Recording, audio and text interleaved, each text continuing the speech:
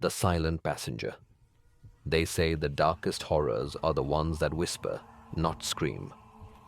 This is the story of Daniel Carter, a man who drove into the night and never truly returned.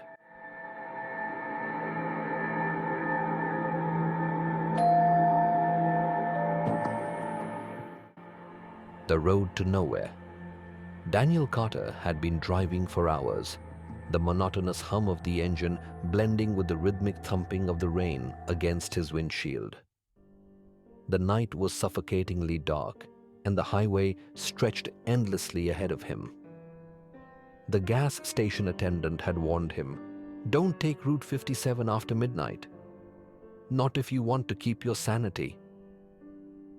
Daniel had laughed it off, dismissing it as small-town superstition. But now, as he gripped the wheel tighter, something felt wrong. The air inside the car had turned stale, heavy with an unplaceable scent, something like damp earth in decay. Then he saw it. A hitchhiker stood on the side of the road, head bowed, drenched from the rain. They weren't moving, just standing motionless as if waiting. Daniel slowed down slightly, but didn't stop. That's when he noticed the figure in his rearview mirror. A passenger now sat in his back seat. Daniel's breath hitched. He hadn't heard the door open, hadn't felt the shift of weight. Yet, there they were. A woman, head tilted downward, hair dripping wet, her clothes old-fashioned, Victorian even. The shadows obscured her face, but her posture was unnerving. Too stiff, too unnatural. "Where are you headed?" Daniel's voice cracked. Silence. The temperature in the car plummeted. His breath curled in front of him in misty tendrils. He wanted to glance at her through the rearview mirror, but something deep inside screamed, "Not to. Do you need help?" A long pause. Then, in a voice barely above a whisper, "You should not have stopped." Panic swelled in Daniel's chest. He pressed the gas pedal, heart pounding. The road twisted in unnatural ways, curves that hadn't been there before. The rain grew heavier, drumming against the roof like frantic fingers trying to get in. Lights shimmered in the distance. A town? But he hadn't passed any signs. The woman in the back let out a slow, rattling breath. "You shouldn't be here." The town seemed frozen in time. Storefronts were faded, their windows black like watching eyes. A single gas station stood at the center, its neon sign flickering, buzzing like an insect's wings. Daniel skidded to a stop, chest heaving. He turned around. The back seat was empty. He stumbled out of the car, looking around. The town felt abandoned. Yet something was moving in the shadows. Figures barely visible, whispering. A newspaper was stuck to the gas pump. The headline made his stomach drop. Mysterious disappearances continue on Route 57. Last seen, Daniel Carter. The date on the paper was 3 days ahead. A realization clawed at his mind. He wasn't supposed to be here. He was never meant to reach this place. A reflection in the gas station window made his blood run cold. The woman, standing right behind him. He never got the chance to scream. Daniel Carter's car was found days later, abandoned, engine running, headlights piercing the fog. Of Daniel, there was no sign. But some say if you drive down Road 57 at night, you might see him. Or worse, you might pick up a passenger you can never get rid of. The Whispering Highway. The locals called it the Hollow Road, a stretch of asphalt where the rules of time and space seemed to unravel. Route 57 had always been a shortcut for truckers and night drivers. But after Daniel Carter vanished, the highway developed a reputation. Stories spread like rot. Drivers who claimed their radios picked up static whispers. Hitchhikers who melted into fog, and cars found idling with no one inside. 6 months after Daniel's disappearance, Maya Torres, a true crime podcaster chasing viral fame, decided to investigate. She'd mocked the legends online, calling them campfire tales for adults.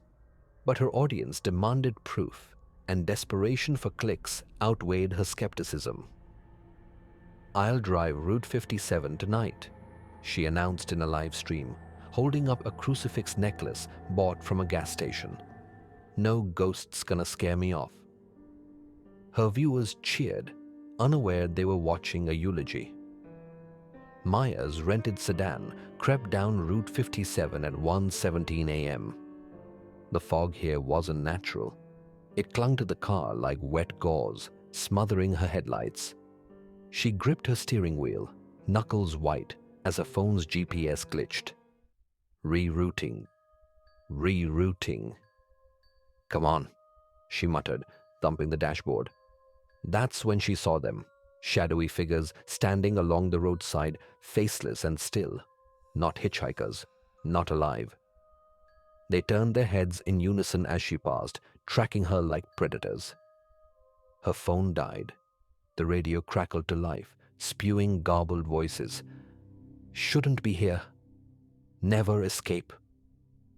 Maya slammed the power button. Silence fell, until a wet thud echoed from her backseat. Her breath fogged the air. The rearview mirror reflected nothing but darkness, until a pale hand slid over the headrest beside her. Long fingers, caked in mud, curled like spider legs. "Who's there?" Maya screamed, swerving. No answer. The car's interior reeked of decay now. Something cold brushed her neck. She jerked sideways, and for a split second she saw her. The woman from Daniel's story, but worse. Rotting lace clung to bone-thin limbs. Her jaw hung slack, revealing a blackened tongue. "You're late," the thing hissed. Part 4. The gas station. Maya slammed the gas pedal, but the road looped endlessly. Finally, lights flickered ahead. The same dilapidated gas station Daniel had seen. Desperate, she skidded into the lot and leaped out, sprinting for the flickering neon sign. Open. The door creaked. Inside, dust choked the air. Shelves were stocked with expired cans, labels bleached by time. A vintage TV in the corner buzzed, showing static, until a face materialized. Daniel Carter, eyes hollow, mouth sewn shut. A newspaper lay on the counter. Maya's own face stared back from the front page. Missing podcaster Scar found abandoned. Livestream ends in terror. The date, tomorrow. Part 5. The cycle continues. A wet chuckle echoed behind her. The woman stood in the doorway, rain slithering down her corpse-gray skin. Behind her, figures emerged from the fog.